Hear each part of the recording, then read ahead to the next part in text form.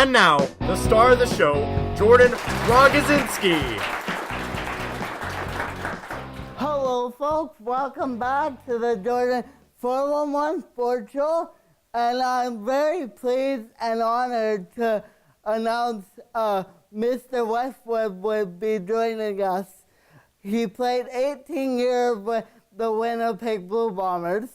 But what's he most famous for is the name, as we all know, the Banjo Bowl. Please give a warm welcome to Troy Westwood.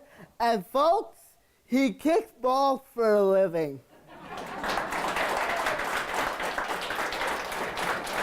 Welcome, Troy. Thanks, Jordan. It's a pleasure to be here, man. It's an honor to have such a great kicker. But not as great in bedlock. He is pretty good. He is incredible. He's like a machine, that guy. You always say on air, he's a machine. Yeah. So I was kind of scared to say it, to be honest, but I said it anyway. That's good, man. It is that whole evolution of where kickers. Like, I remember watching a guy like Dave Cutler, who was like 50% field goal kicker, and that back in the day was considered good, right? And then it jumped up to, say, 70% when I first came into the CFL. If you're at 75%, you're considered to be a good kicker. Now, 80, 85, medlock, 90%. He's at 90, I think. He broke your record, I believe. Thanks for reminding me, Jordan. Were you proud of that? Kind of. No, I don't sad? Well, I don't really. The only record that I think that I kind of hold close to my heart is to be the all-time leading scorer. I think that's really that's something I'm probably gonna die and still be the all-time leading scorer. Yeah, probably. Right? So, and it's hard for me. Like in my 15th year, I'd be sitting on the ground in the locker room, stretching, looking around, going, I can't believe I'm in here. And so even when I look and I see my name at the top of the scores for the Bombers, to me it still looks surreal. You used to play soccer. Did that help you in your football career? Well, I still play soccer, and that's why I was able to kick. That's the only, without that, I never would have ever taken the foray or jumped into kicking a football. So you never, without soccer, you would never kick?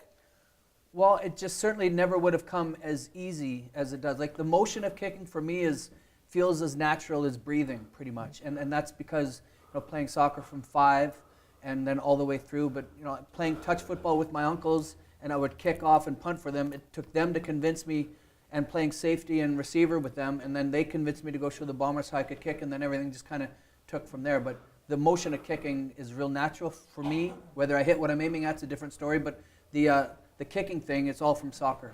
What would you have done if you weren't a kicker? That's a good question, because I'm not big enough to play anything else professionally, probably. Like, I told my dad we used to live on... Definitely not a receiver. Well, I got some sweet mitts, right? I got okay mitts, yeah, but I never would have played pro. Well, I would have tried to have played at a high level of soccer. I had a chance to go to Old Dominion University in Virginia with a scholarship. Oh, really? And at the time, there was the Fury were in Canada, in Winnipeg.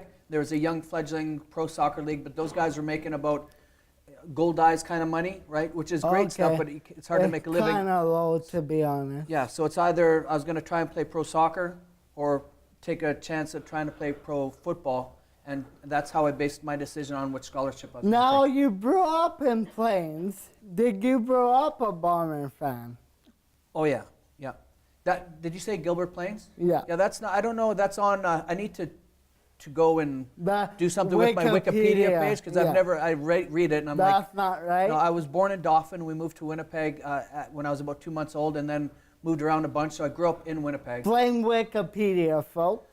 Yeah, because I hear that a lot. But I grew up in Winnipeg, man, and when I was 5 years old, we lived on Valhalla Drive, and I told my dad, I remember saying this to him, and he remembered me saying it to him, that Dad, Walt McKee was the kicker for the Bombers. I think it was during the Don Jonas days. My dad had season tickets, and I told my dad one day I was going to be the kicker for the Bombers. What made you become a kicker? I had so much luck, Jordan. Like, I did not deserve the amount of luck whatsoever when I was young. I was kind of directionless. When I was in high school, it was girls were number one, sports were number two, or maybe that was interchangeable, but school was for sure number three. And then I just got really lucky. The way I got my football scholarship was super lucky. And then everything fell in place. I was fortunate for the Bombers to draft me. I was fortunate that Cal kept me around when I didn't at first make the team. So there was a lot of good luck that came into play. Speaking of girls, back in your playing days, and you were at a bar, what would you say? Would you say you were a kicker, or would you lie and say you were a quarterback? Well, I wouldn't lie. Now when I go to schools and talk to kids that are, in kindergarten, grade 1, I like to introduce myself as a quarterback sometimes, and I tell my buddy, Four-string or what? I'm Kahari Jones. I used to be a quarterback. My name's Kahari Jones. I tell Kahari I do that all the time. Kahari. Yeah, so I just, I was pretty shy all the time in public settings, so unless somebody asked me, I was going to tell them the truth. Did you have a deal with the quarterbacks back then, or not really? A deal? It was more... That you more would be four-string? Yeah, well, it was more of an understanding. Maybe it was never really truly announced. Kind of always an honorary O-lineman. Always hung out with the big boys, Walby and the big boys, McNeil, Man, Blackie. you were big, eh? Oh, they were big boys, man. Big hands, eh? Big, Walby just has. big boys, yeah. Like yourself. You Oh. must work out a lot, eh? Yeah, I do every weekday for about an hour and a half, 2 hours a day. It's my addiction, man. I love it. I heard off camera you do more than Milt Stegall, the That's- one and only Turtle Man. That's very true. Yes, he always claims to be the hardest working and claims to be the most handsome and all of that sort of stuff, but it's just not true, Jordan. Now, since we had you here, and I have a whole bunch of questions, but the one and only would be about this game right here, the Banjo Bowl. Oh, back in your younger days, you used to call them stubble jumpers. What's the definition of a stubble jumper? That's a fair question. And the term came to me from, my mom was from Regina. Her family's from Regina, Saskatchewan. My dad, of course, from Winnipeg, Manitoba. So it was probably my dad that I first heard use the term. And I would assume once you go and work the field and there's the stubble left on it that for some reason you have to jump it. I don't really know, man. But it was just a term that was kind of out there. I think it applies the beauty of the joke, really, in essence, is two prairie provinces, all kinds of things, everything in common. We're the same people, right? Yeah. So in all the those end, jokes are interchangeable. It's just all they have is football, and they have no quarterback And no teeth.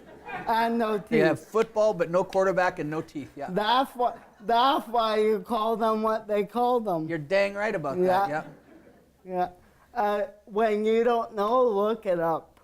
What they. I'm not allowed to say it on air, but look it up, folks. You'll laugh. Now let's talk about those story riders. Okay. How was the drive for you? Love the drive.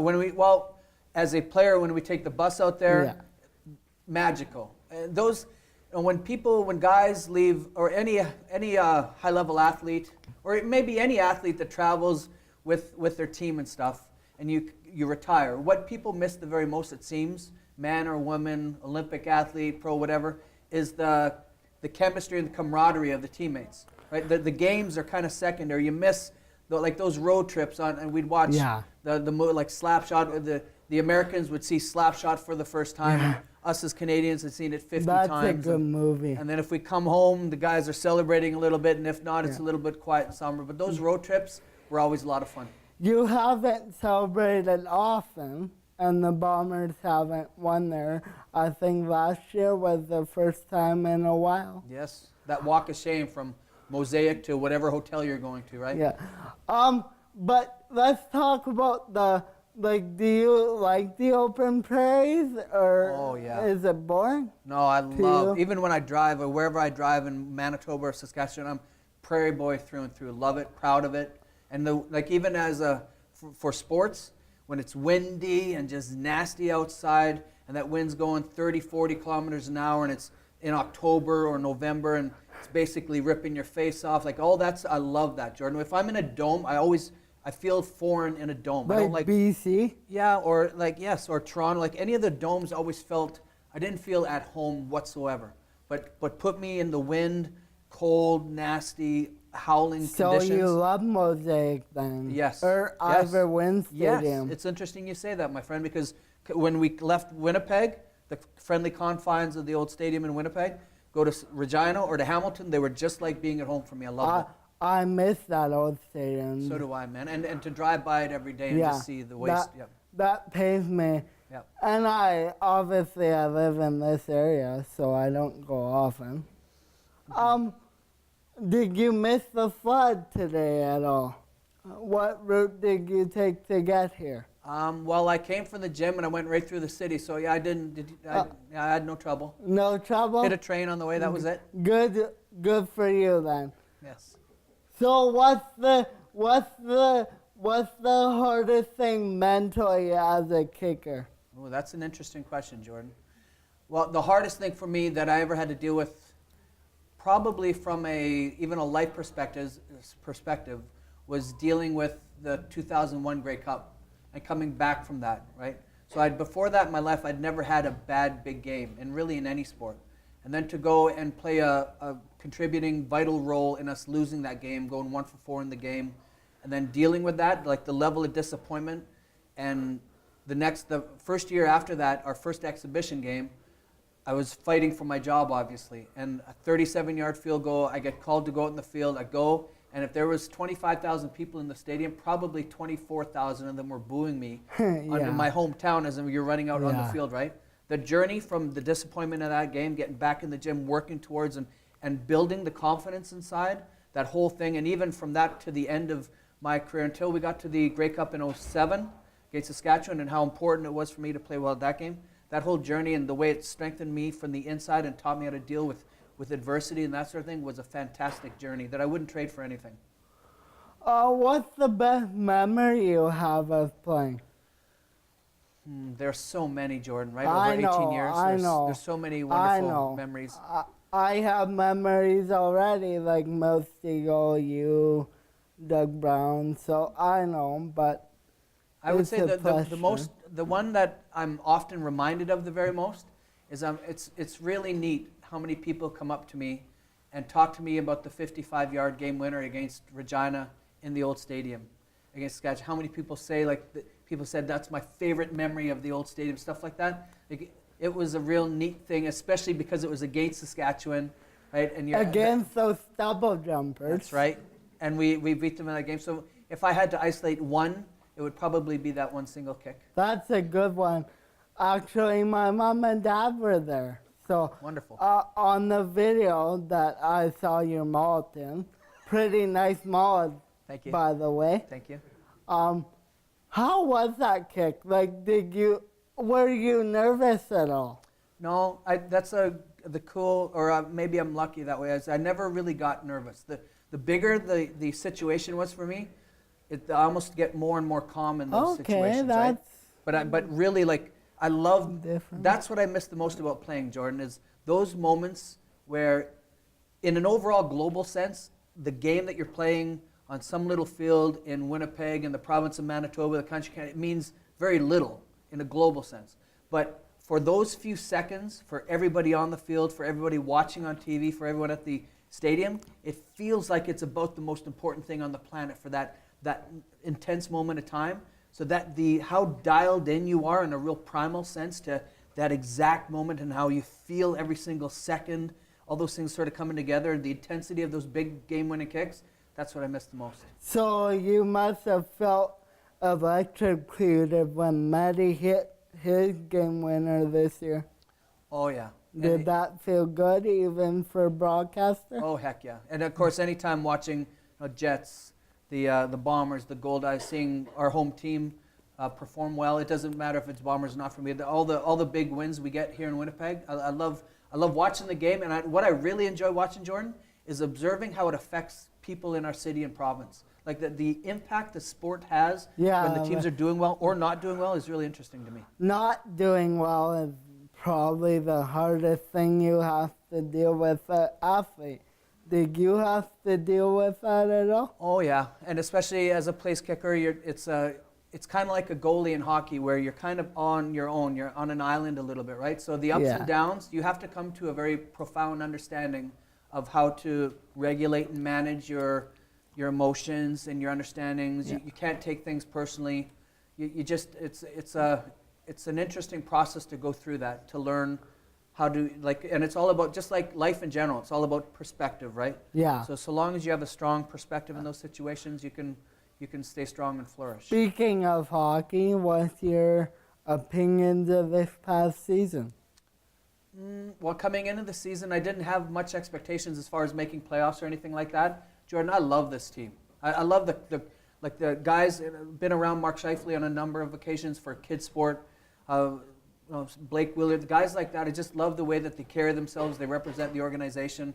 A guy like Paul Maurice, as a coach, I remember being around a coach that is that much of a leader, where every guy in the locker room would jump on a grenade for him.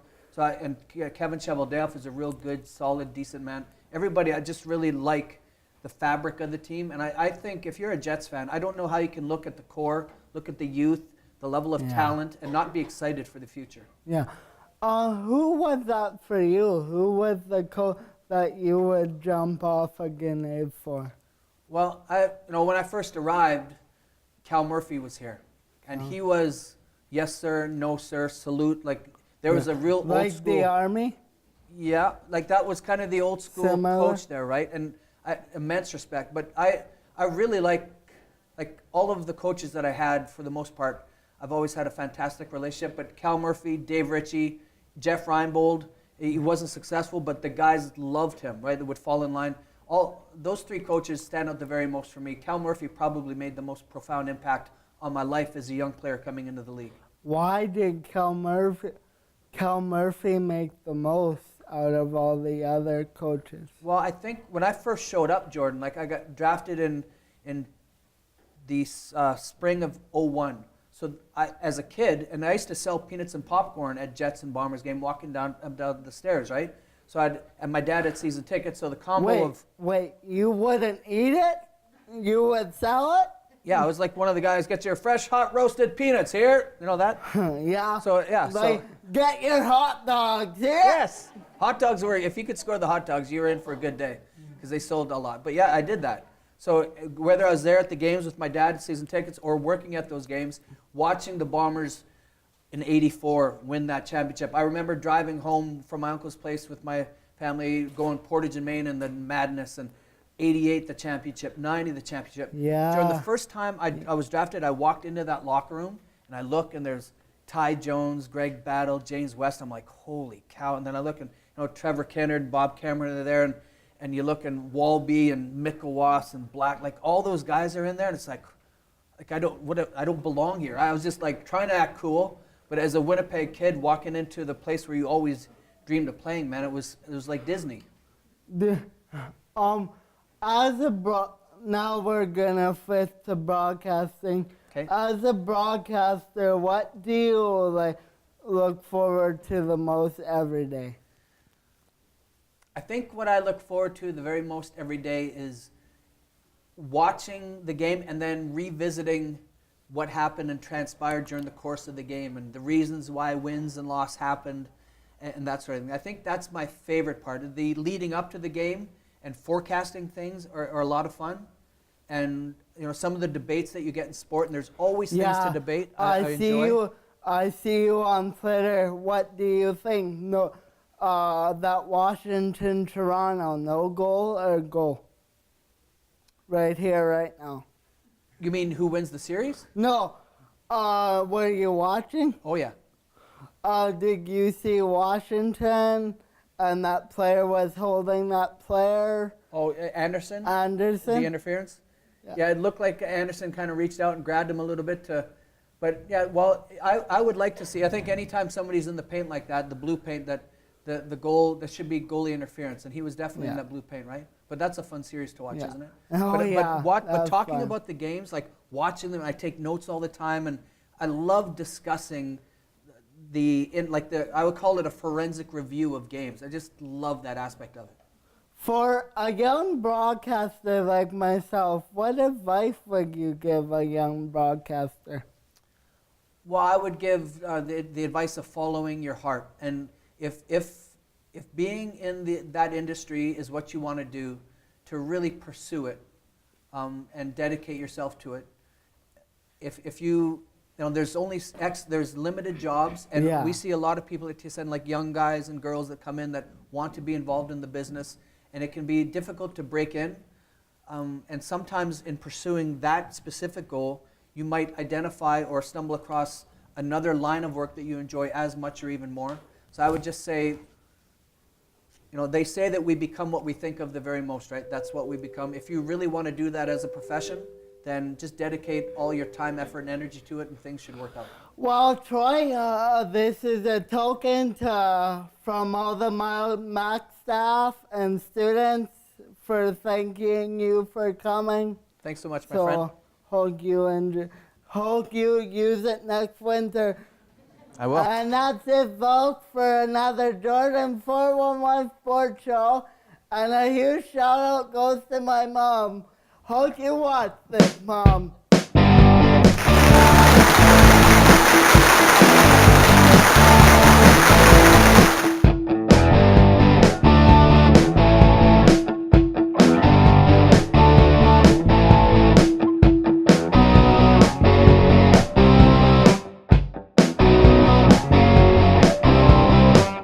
Please like and subscribe to Jordan's YouTube channel and follow him on Twitter.